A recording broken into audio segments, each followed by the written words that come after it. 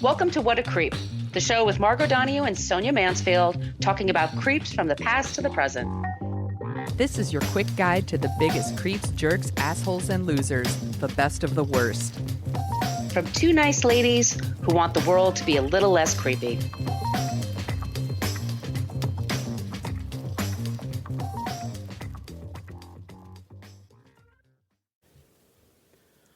Welcome back to What a Creep. This is Margot Donohue, and my cohort in creepitude, as always, is the amazing Sonia Mansfield. Hey, Sonia. Hello, my friend. Hello, my friend. We hung out this week in New York. We did.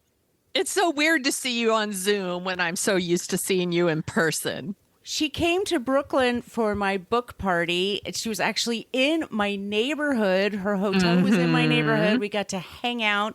We went to Coney Island. It was super awesome. Yep. We'll talk about that more in our bonus app, but yes, as always, it's amazing to see you. And yeah, it was so fun. We hugged awkwardly long. But we wanted to, what we're going to be talking about today, like I said, I had a book party and we were talking about the Watcher on Netflix, and I have a connection to what's going on, but I can't say who, right? I got to keep a cone of silence. I've been threatened. I said it was a cone of silence, but I know somebody who knows somebody about that series.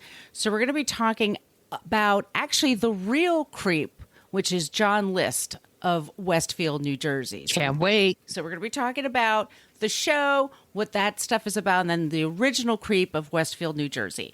But if this is your first time listening, if we sound a little sleepy, we've both a little sleep deprived this week. I might be a little jet lagged, maybe. Perhaps. A little, perhaps. That's okay, though. What we do every week is we pick a creep from the past or the present. I'm Margot, she's Sonia. Sonia's on the West Coast, I'm on the East Coast, and we challenge the other person to come up with a non-creep at the end of the show so you don't leaving feeling terrible about the state of the world. We do have a basic Facebook page, but we're much more active in our Facebook group. You do need to answer 3 questions to join the group. Occasionally an asshole sneaks in, but we take care of it. Every once in a while, which is whatever. We could deal with it. But we do have a private Facebook group. We're a little more interactive there, much more interactive there. But you can also find us on Twitter at CreepPod, because somebody had What a Creep on Twitter for over 10 years and never used it. Creep. And now there's a creep I believe that that owns it. I'm like, I believe that is Elon Musk's Twitter. Ay, ay, ay. Creep. We did an episode on him. Go back and find it. He's a creep. Yes. And we're also on Instagram at What a Creep Podcast. And we have an old-timey email, whatacreeppodcast@gmail.com. You can send us your suggestions for creeps and non-creeps. And also, if you would like some stickers, we'd be happy to send them to you. Wherever you want on the planet of Earth, we will send them out to you. Whatacreeppodcast@gmail.com. Sonia, do you want to tell them a little bit about our website? Yes. And I also want to mention that, yes, we know a creep owns Facebook and Instagram too. Yeah. Okay. So we get it. We get it. Our website is not run by a creep. It's run by us. And it's at whatacreeppodcast.com. And it's everything you ever wanted to know about our show, but we're afraid to ask. It has links to all of our episodes. And in those episodes are links to all of our show notes, because we source everything that we're talking about. We're not just pulling it out of our ass. We're not just making it up. Are you sure, Sonia? I don't know. Maybe I do a little bit, but no. We source everything, and we do pay for a lot of those sources too. And we're going to talk about that in a minute. There is a link to our merch shop. You can get t-shirts and tote bags and journals and all kinds of fun things. I really am going to add a new design called The High Road Can Get Fucked. I've been brainstorming it and like screwing around in my little design programs, so I will get it up there soon. They make great gifts, just saying. She just said she'll get it up soon. And there's also a link to our Patreon page. Want to tell them about that? I certainly do, Sonia. So our first... Certainly. Our first 4 seasons of the show are on our Patreon wall. We also put out 2 bonus episodes a month. We usually get that second one in right at the last day of the month, which we will this month. It'll be Halloween, so it'll be Halloween themed for sure. Spooky. It'll be spooky. We also we have a newsletter that goes out, and Sonia's in charge of that, and she does a great job because she's wicked clever and smart. Thank you. Super I try. smart. Also, we want to let you know that, look, if money's tight, we totally understand that. If you could just leave us a few stars or a review wherever you get your podcast. I want to thank the following: Craig with a K and 2 R's from Canada for leaving us 5 stars in Apple Podcasts. Thank you. I love everything about this podcast. Such great information. It makes me feel good about myself. Well, thank you so much. Woo! But we also been doing very well with Good Pods. We've been doing super well on their lists. And on Spotify, Sonia, people have been leaving 5 stars. And lots of you have been doing that. Thank you, thank you. Forgot to mention, at the party, we met one of our listeners, Lori. I wrote it down. I wanted to make sure that we mentioned Lori too, because Lori made us bags. And I love my bag so much. I couldn't stop talking about it. She was probably like, okay, that's enough. But like, I really, really love that bag. I brought it around all around Coney Island with me the next day with my kid. I just it's so cute. I love it. And the linings of the bag were different. With Sonia, it had dogs, and with mine, it had cats because we're both animal lovers. And mine, I don't know if she gave us. She works for Starbucks. We both got coffee, or did you get coffee? I got coffee. Yeah. And she gave me wine from her region. And girl, I opened it up as soon as I got home from the party because I was dehydrated and hungry and wired and tired. So, Lori, thank you so much. I'm opening mine tonight. Yes, so it's delicious. Just so you know, it's Cabernet Sauvignon. I can't wait. But nice. It made me realize, like, we need to do, when we get a little more active in the world, I need to go out by you on the West Coast. And I would love that. we should do some sort of meetups, or That would be super fun. Or I need you to come back out to New York. So we need to No. make we do need to make that happen. We will make that happen. We also are in touch with the ladies from All Killa No Filla. They're both on tour right now, but we're trying to make something happen for you in the new year. So fingers crossed, legends. That's exciting. We're gonna do it. We're gonna make it happen. Let's party. Yeah. All right, that's all the good stuff from the top of the show. Are we ready, Sonia? This is a New Jersey-sized episode. I'm ready. Okay. Let me take it from here. Our creep today is John List. It's also, I wrote, creepy Westfield, New Jersey. New Jersey has a creepy history. I think we've talked about this before. There's like this creepy creature that's like in the swamps of New Jersey. My brother John believed in it. The devil, the New Jersey devil. That was in an episode of What We Do in the Shadows. What We Do in the Shadows with the big dick. So it's so funny. There's a lot of like creepy New Jersey. I think it's like Weird New Jersey or something. There's like these websites devoted to it. This is a town, it's called Westfield, New Jersey, and it's 45 minutes outside of Manhattan. New Jersey's actually very beautiful. I mean, people make fun of it, and like there's the Sopranos, there's Atlantic City, there's things you could say about that, Trenton, whatever. Well, that's new. Yeah. But there's actually beautiful sections that are very pastoral, and they're beautiful homes, stately homes. And I want to talk about a town called Westfield that has been overrun with tourists lately.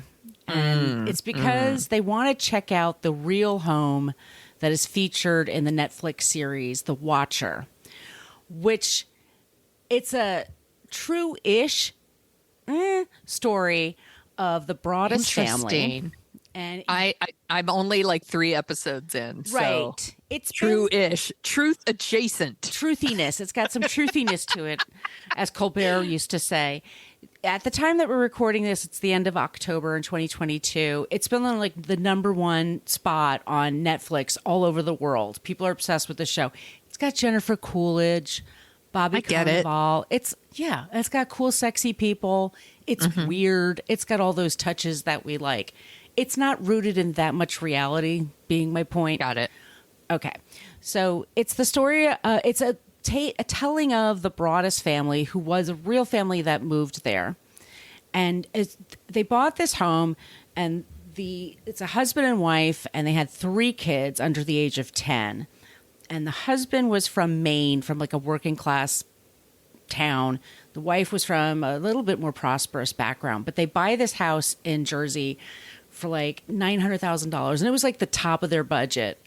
And as they're moving in and they're updating it, and the home had been around over 100 years, they get these letters in the mail, and it's somebody basically saying, I know the history of your house, and I am watching you.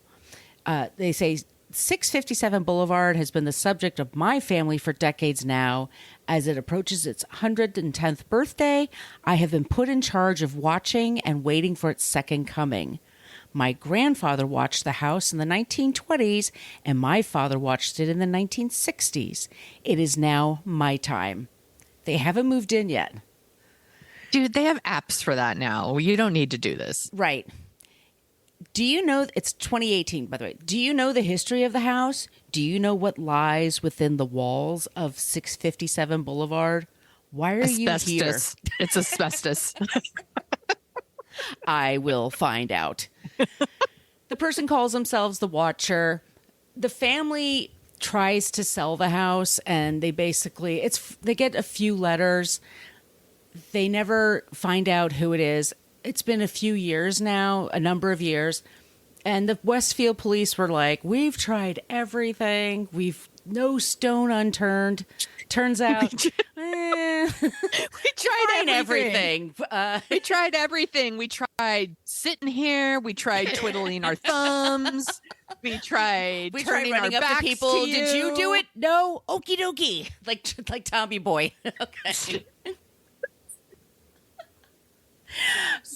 They're really, really good at their jobs. Really good. And the thing is that this poor family, like it was, like I said, it's at the very top of their budget. It was like $6,000 a month they had to come up with, like, to pay for this house, and the kids, and it's really good schools, really nice area.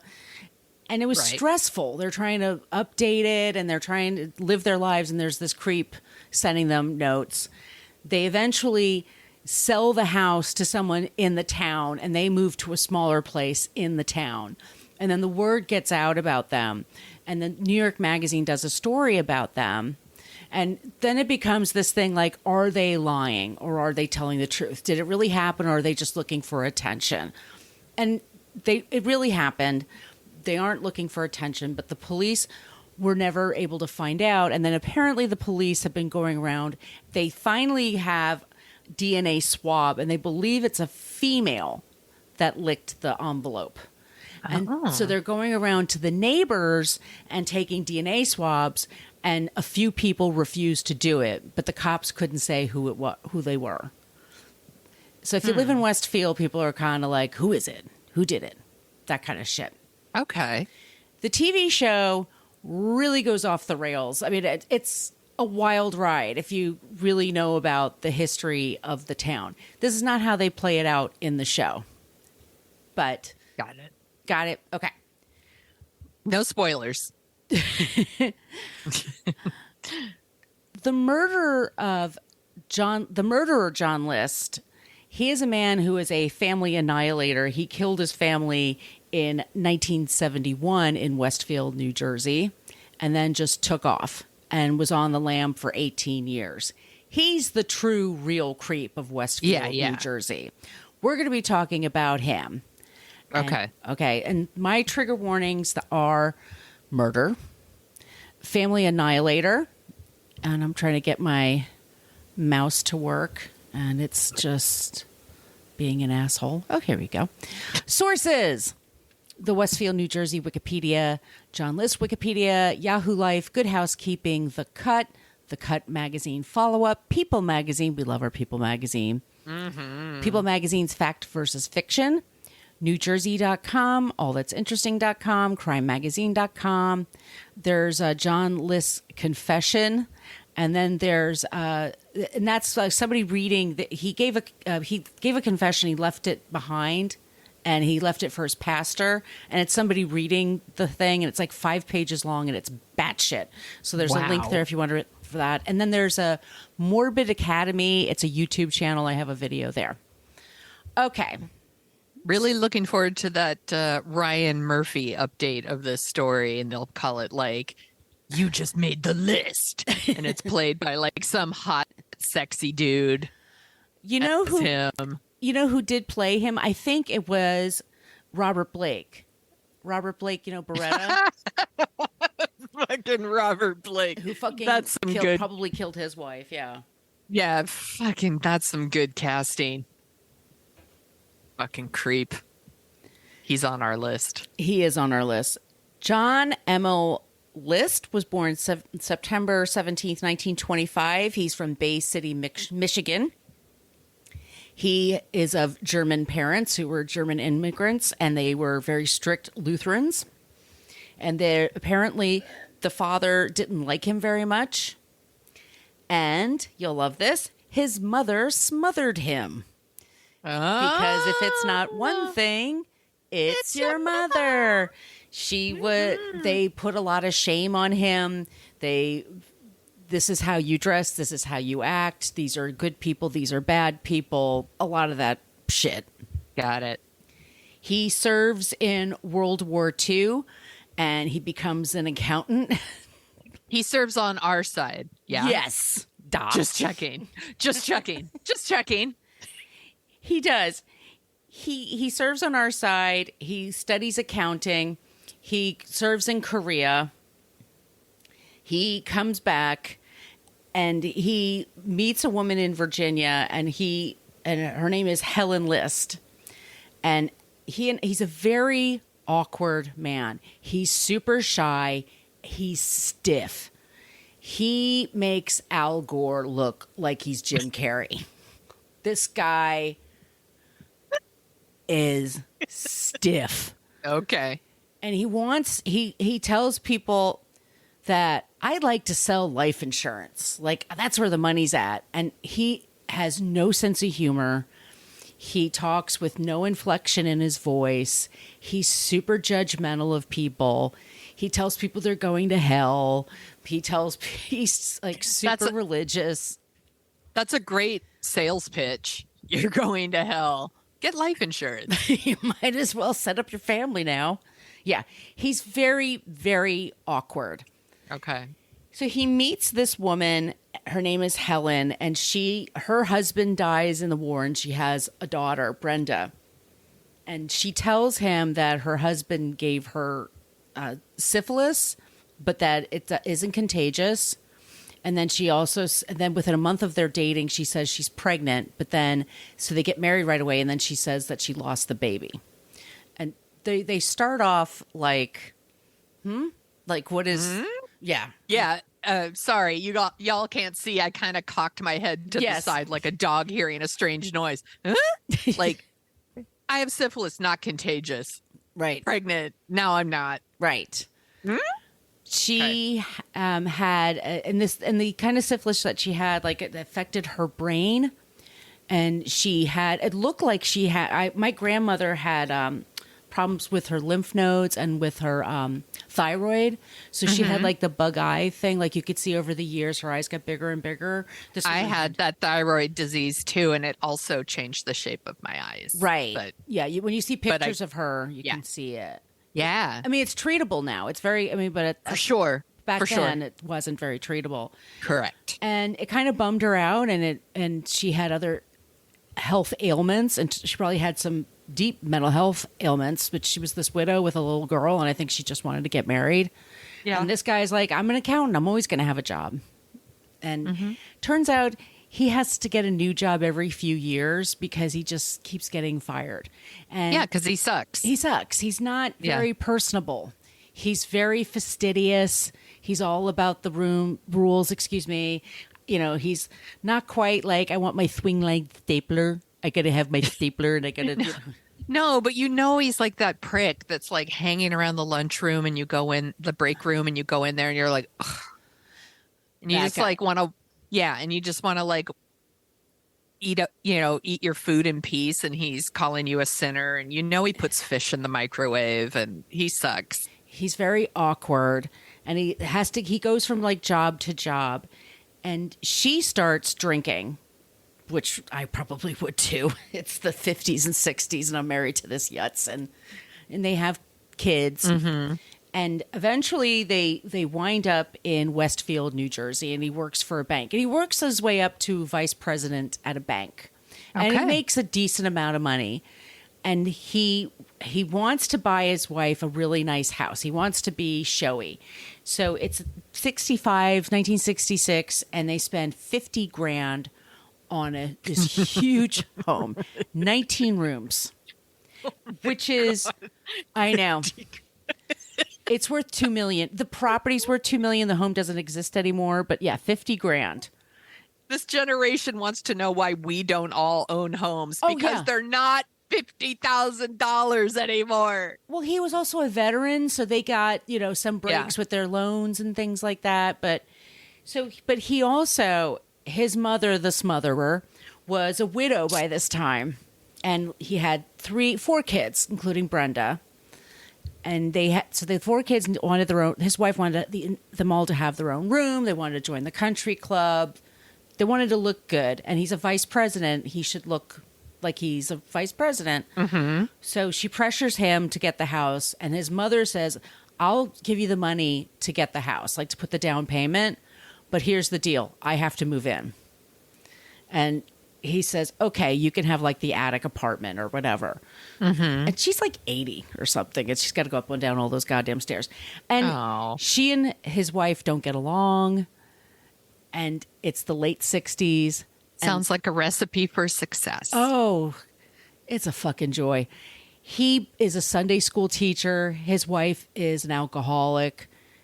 She doesn't believe in God anymore. And I can't imagine, like, I would either. It's not a great situation. No. Brenda, the oldest, her first child, becomes pregnant when she's 16. He kicks her out. She actually marries the guy. He's like 18 or 19, and they're pretty okay. I think they stayed together. All right. But he had a side to him. When he got angry, he would just go dark. He would just be like stern and very, you're going to hell and you're embarrassing us. Yeah, kicking out an unwed pregnant teenager is totally what Jesus would do. Right. Literally, his mother was the pregnant teenager. Exactly. If you believe that sort of thing. Right. And it was like an embarrassment to him and blah, blah, blah. Yes. So Brenda's gone. And ultimately, this saves Brenda's life because she gets out of there. So he has 2 boys and a daughter. And it's John, Frederick, and Patty. And Patty is very pretty, and she's into acting, and she's in all the plays, and the boys are really into sports, and they're actually really popular, and they have a ton of friends.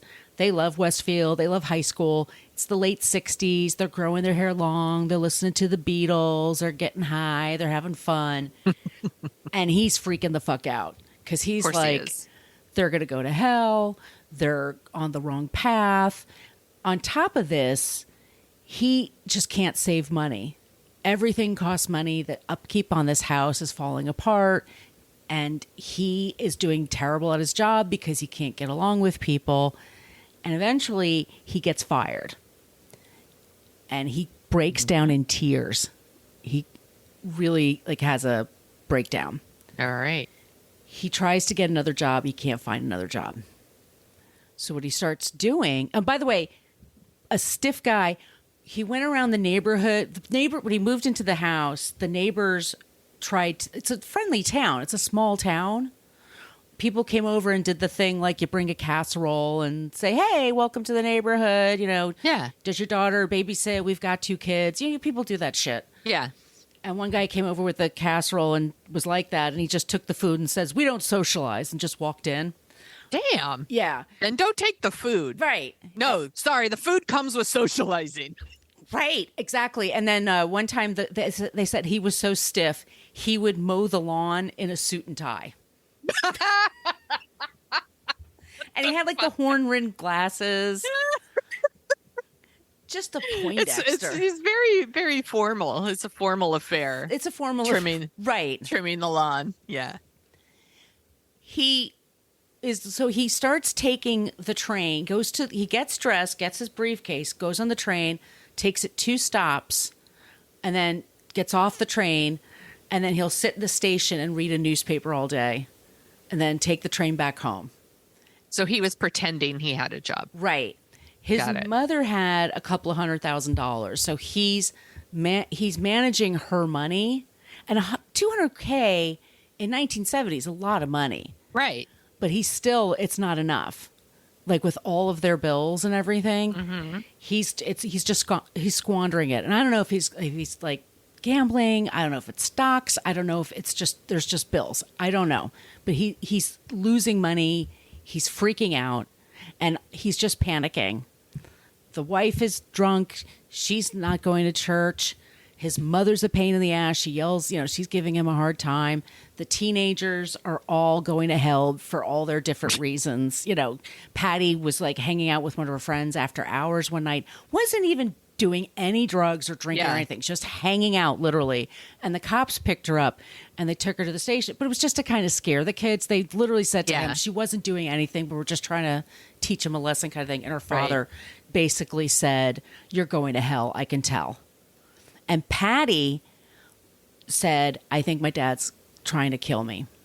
I think my dad will kill me." And he said to the kids, "When you die, do you want to be cremated or buried?" Not creepy at all. Right. Super normal thing for your dad to say to you. He would do that. He would say things like that. And he planned in October of 71, he came up with the idea of, I think I'm just going to leave. I'm going to kill my family and I'm going to take off and just start over. And this way, he says, if I kill myself, I don't have enough insurance to take care of everything, right? And there's the shame that it'll leave my family, and I won't get to heaven. If I kill them, they'll all go to heaven. I won't have these money problems anymore, and maybe God will forgive me one day because I did. LOL. Right? Yes, God will forgive you. Right. What the fuck? Right. How is that the easier option? Just start looking for another job. He's just a total narcissist. I mean, this guy, he can't do anything else. I mean, he only wants to be an accountant, and he wanted to be a life insurance salesman. Like he doesn't want to do anything else. And so this is just easier. It's just easier to fully murder your family. He had no record of ever hurting I don't know if he ever killed anybody in the war. I don't have any evidence of that. I mean, anyway, so he planned to do it for Halloween and then chickened out. And then a week later, he came up with the plan, and he only had $200 left in his name. So it was like, got to do it. So he cancels the mail. He cancels the milk delivery. He tells the school his kids are going to be visiting a sick relative in North Carolina for a few weeks. They'll come back after the new year. And he sends the kids off to school. And the first thing he does is he shoots his wife in the back of her head as she's at her kitchen table having coffee. Then he goes upstairs and his mother's still asleep, and he shoots her in the head and kills her. Jesus. And then he tried to pick her up and drag her, but she was too heavy.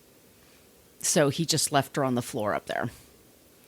He takes his wife and he drags her to the living room. And then he waited for his two oldest kids to come home. Yeah, I know. I'm sorry. No, it's okay. It's just, what the fuck? Yeah. Okay. And he kills them. He says that he kills them with just one shot and they don't see anything and they don't notice. He says they didn't see anything. They didn't feel anything. It was, whatever. And then the youngest one, I believe John was the youngest. He was at a soccer match. So he drives to the soccer match, watches the game, the kid comes home, they go back into the car. As they're driving home, he starts shooting his son in the car. Jesus. The kid Christ. fights back, and he has to shoot him several times. And then he takes him into the house. It's bizarre. This is he could say whatever he wants about the older boys, like, or the older children, sorry. There's a very good chance that they knew he did this, like, as they were dying. Yeah. And this one did too. And that is the part that's like a punch in the fucking gut, because our children depend on us to keep them safe. Yes. And love them and do the right things. And you're not prepared for that. Right. And let me rephrase. In most cases, you're not expecting that. And like, what a fucking monster. Yeah. Yeah. In between all of this, by the way, he sat at the kitchen table and made himself a sandwich because he was hungry. That's a fucking monster. Yeah. That's a monster who does shit like that. He made a sandwich. He goes to the bank. He closes out his mother's bank account, takes whatever cash is left. He takes the son home, the youngest, kills him. And then he puts them all in sleeping bags and he arranges them in a circle and covers their heads. He also takes every single picture in the house and he cuts out his face, in every single picture in the house. So the cops wouldn't have a picture of him to put on the wires. He puts on music over the speakers of the house and it's Christian music. And like being murdered wasn't punishment enough. Now they have to listen to that creepy shit when they walk in. Yeah, exactly. It's like this hymnal music, right? And then he leaves the lights on. He gets in his car and he drives to JFK Airport and he just leaves his car in the long parking, that whatever that's called. Yeah, like the monthly parking, whatever that's called. And he just takes off. And a month later, one of the neighbors noticed like the light bulbs are going out one at a time. And one of her teachers came by the house, her drama teacher, who said that Patty was really talented and was going to be in a play. And he's like, there's no way she would have not been in this play. Like, this was all she cared about. And like, where is she? How come I can't get in touch with her? But nobody would answer the door. So finally they call the cops and they get in there and they see everything that happened. They see this horrible sight. And it's Westfield in 1971. Like, suburban, small town, like under 10,000 people. They don't have a lot of crime, I suspect. No, and it's very, like I said, sleepy little town. He takes off, and he's gone. And the police and the FBI, they just lose sight of him, and he's just another white guy that just takes off in the world. He's middle aged. He's 46. And he just disappears. Wow. Funny thing about people is they have habits. Mm-hmm. You can leave your life. You could change your hair. I don't think you would change your hair. I totally wouldn't. I wouldn't either. They would catch me in 2 seconds. I have all my habits. My friend Suzanne and I were joking once. Like, it would take somebody about a week to figure me out. And like, oh, this is what she does, this, and this. Like, this. Oh, yeah. They'd find me at a movie theater. Yeah, exactly. We all have things we do. You walk your pets, or you have like, the music you like, or the movie theater you go to, the jobs you like to do. This guy is an accountant. This guy wears his glasses in a particular way, wears his hair a particular way, and he's religious. LOL. So he always belongs to a church. And first he goes out to Denver, Colorado, and he takes on the name of Robert Clark, which is somebody that he went to college with. He just takes somebody's name. And you could buy like a social security number and just start over. He gets married and oh my God, just starts living a life. And he's super quiet. And people who meet him are like, he was kind of weird, but he's also kind of nice. He was the guy at church that, sang the hymnals and just was doing his thing and didn't have a care in the world. So he was nicer. Yeah, he didn't have a care in the world. This is like his 2.0 was like nicer. He wasn't a stiff prick. He was in a midlife crisis, Sonia. That's all it was.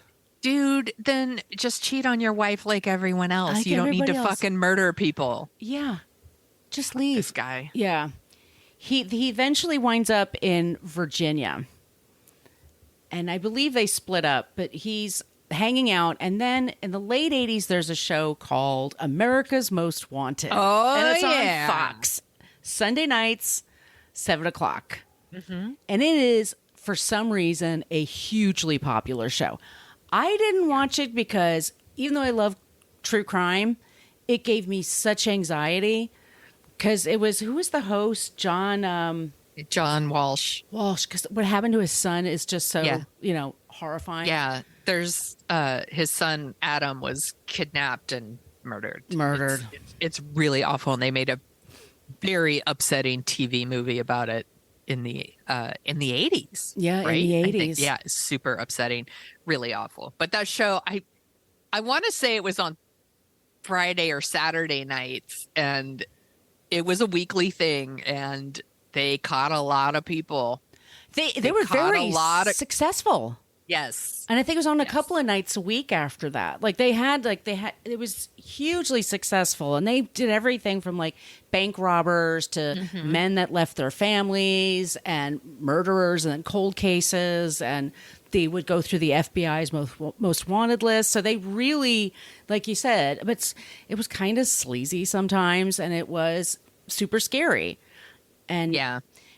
What they did with John List is, and this story was told on Unsolved Mysteries. I mean, he was a story they would pass around every few years. Yeah. Where's John? And John List looks just like any basic white guy.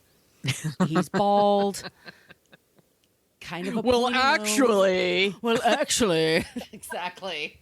Well, actually, you're a sinner. And they would describe him as he's kind of gentlemanly and he was very smart. And they always play up his credits because he's a white man that did this. He wasn't smart. Oh, by the way, the FBI, one of their failings was they never really wanted to approach churches because they just didn't feel comfortable doing that. And they would have caught him in 2 seconds because that's one place he really liked to hang out. That's where he liked to fit in. Right. That's where he really, really hung out. Okay, so the show airs, and it's June 1st, 1989. And what they do is there's somebody that they bring on the show, and they're like, we're going to make a bust, and it's going to be of John List, and it's like paper mache, and it's okay. Not great, I don't think. Yeah. It looks kind of janky to me. It would not pass the muster nowadays. I mean, but for the time, it was like, oh my God, it was like a big reveal. Right. You're like, oh, all these years, 19 years later, we're going to show you what he looks like now. And he looked like anybody. They got a dozen calls right away. Yeah. And it's from this trailer park in Virginia. And they're all like, oh, yeah, we know Robert. He's like an accountant and he's really quiet. And we all know him. They're like, it's probably not him then. And one of them was his ex-wife, second wife, excuse me. And her name was Dolores. And Dolores was like, I think that's my husband. What a fucking nightmare. Yeah. How bananas. So they pick him up. They bring him in. He looks exactly the same, just older. Yeah. Dolores is like, outie. She's like, yeah, no. This is a deal breaker for me. Had no idea. Red flag. Red flag on the play. Right here. Red flag. Waving my red flag. Red flag. And she said, I had no idea. He never talked about it. I had no idea. And first he claims, wasn't me. But then they take... It was some other mediocre white guy. And they were like, maybe. They take his fingerprints and it matches. And it's like, dude, what are you even talking about? What are we even talking about here? Someone else has my fingerprints.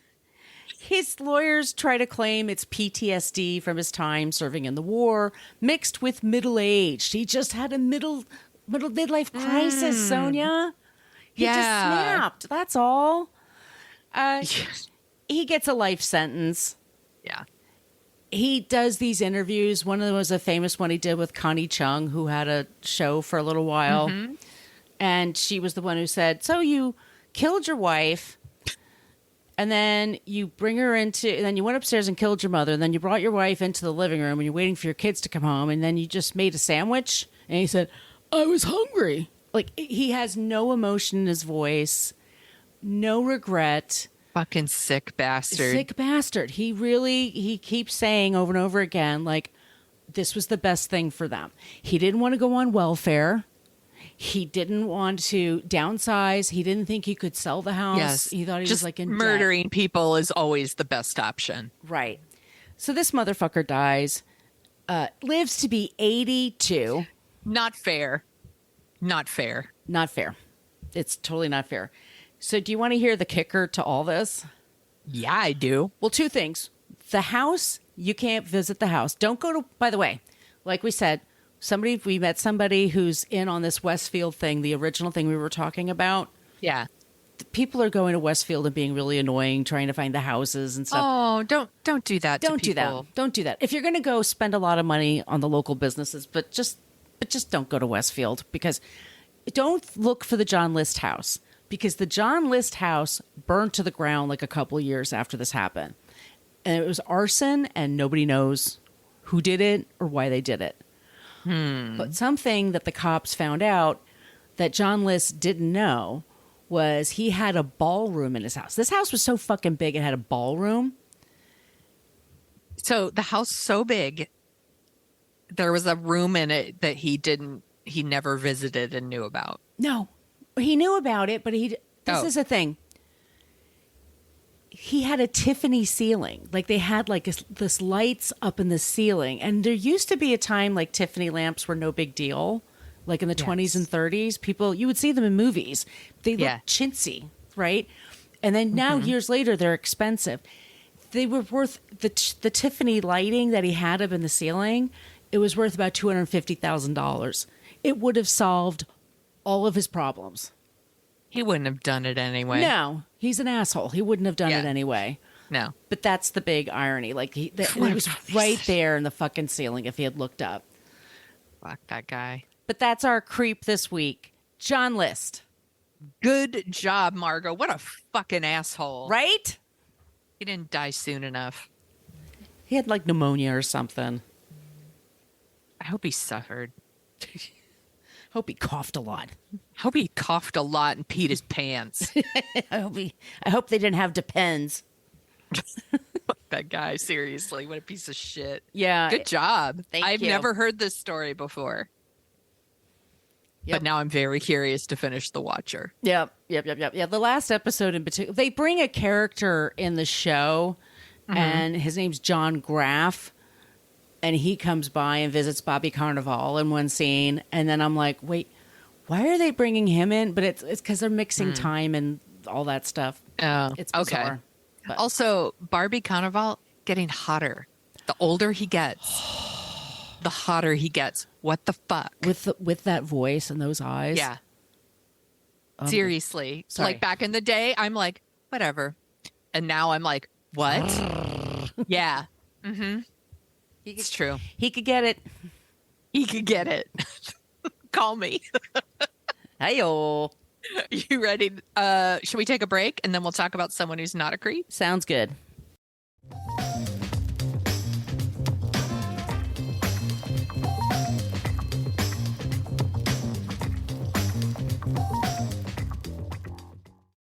By the way, I saw there's a new season of Unsolved Mysteries. I didn't like it last night. That was the... Oh, yeah? It was another UFO one. I'm like, I'm sick of the UFO ones. They're all the same. I think I'll pass then. Yeah, it was like it's a guy in Vegas that was killed by the mob, and it's like, you're never going to find who did it when it's the mob. All right. and then there's like a UFO one. I'm like, and the UFO ones are always like, they're staring up at the sky. I saw some light. The first season was so good. I know. I know. How about some updates on season 1? I'd take that. Let's get the one that fell through the ceiling and they can't figure it the fuck out. Right? Let's get that one. Damn. All right. Well, I won't move that to the top of the list. All right. Are you ready? More than I've ever been, Sonia. Okay. Let's do it. My friend, do you know who Charles Addams is? I do. For those who don't know, he is the creator of the Addams Family, and he's originally from Westfield, New Jersey. What? What? There's a very extensive list of notable people from Westfield, and this is who I picked because it is almost Halloween. It feels very appropriate. So his work is shown in galleries and museums all over the world, but every October in Westfield, they hold a month-long celebration called Addams Fest. There's a masquerade ball, cemetery crawls, an exhibition that shows his cartoons and other artists that were like inspired by him. How did we miss this, Sonia? I know. God damn it. We could get a lift out there. So cool. So he was born January 7th, 1912. He was always kind of a dark kid. He played in graveyards as a child. Oh, who hasn't? He liked to, he had a sketchbook and he loved to like imagine what lied in those graves and would draw them in his sketchbook. At the age of 8, he got caught breaking into a creepy Victorian mansion that was near his home. This house would later become like kind of what he would use for the Addams Family comic strips. This sounds like someone who grew up really troubled, but in fact, he grew up in a very warm, supportive household. The only child of devoted parents. His father sold pianos. Like his mom was a stay-at-home mom. Addams actually in an interview once said, "It would be more interesting perhaps if I had a ghastly childhood." I love that he used the word ghastly. Chained to an iron bed and thrown a can of Alpo every day. But I'm one of those strange people who actually had a happy childhood. I love that. His father encouraged him to draw. He got really into it in high school. He drew for like the Student Literary Magazine. He attended Colgate University. Yeah. Not the toothpaste. And the University of Pennsylvania and the Grand Central School of Art in New York City. In 1932, he was still a student and he sold his first cartoon to the New Yorker. His first? His first. That was $7.50. He was still a student in college when he did that. He is one of those people that, like, his entire life, he made a career in the arts. Like, he went from college straight into illustrating for the New Yorker. Like, that's because it was unbelievable. Yeah, the New Yorker was just starting off at the time, and he like it just really took off. And I found a quote from his biographer, Linda Davis, who said he was in the New Yorker until the end. Like, till he died, he was making comic strips for the New Yorker. It afforded him a glamorous, sophisticated life. He had an apartment overlooking the MoMA sculpture garden. He drove really fancy cars. At one point, he dated Jackie Kennedy. Yeah, right? Holy shit. People loved Charles Addams. Like, Hitchcock was very obsessed with like him, and like he was always invited to like cool parties because they wanted to talk to him, because he had this very morbid like humor, but he seemed to be very nice, and apparently he was quite the ladies' man. Like, he was married a few times. From my reading, it sounds like maybe dude couldn't keep it in his pants. That's not my favorite thing about him, but he did create the Addams Family. So if you do know the Addams Family, you probably know it from the sitcom. It was only on for 2 seasons, but it ran in syndication forever. And then there were the live action movies, which I love. Yes, me too. There's a Broadway musical. There's a pinball machine, which I'm mentioning this because I fucking love the Addams Family pinball.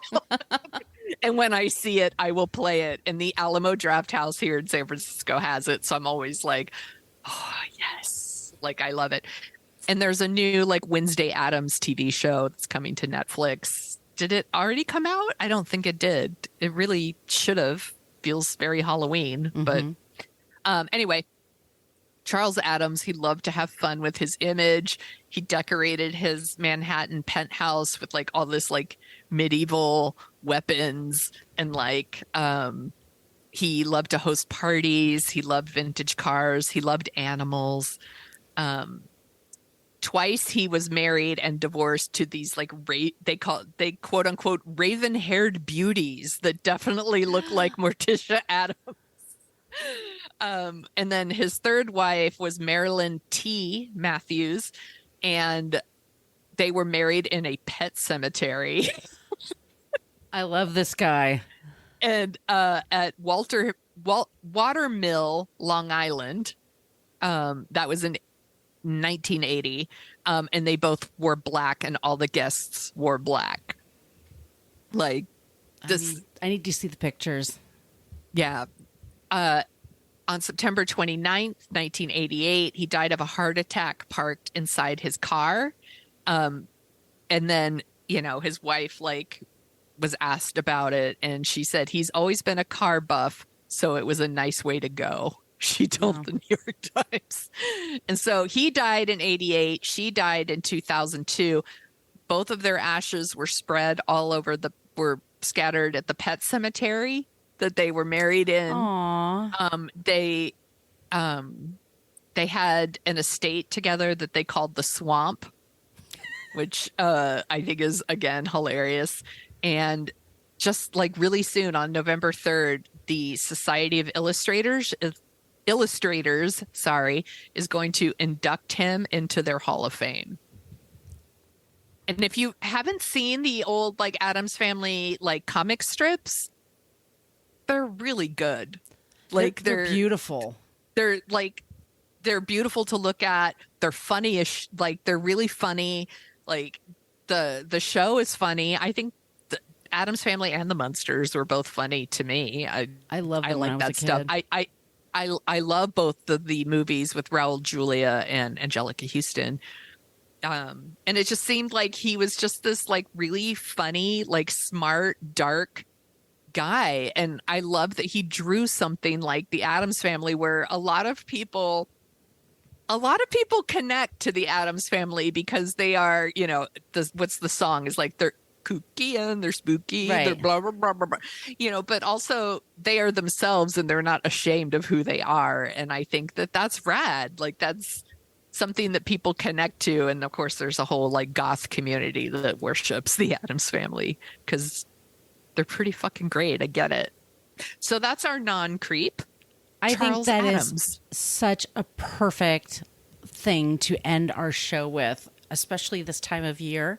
Well done, Sonia. Thank you. Thank you for pointing me in the direction of Westfield notables.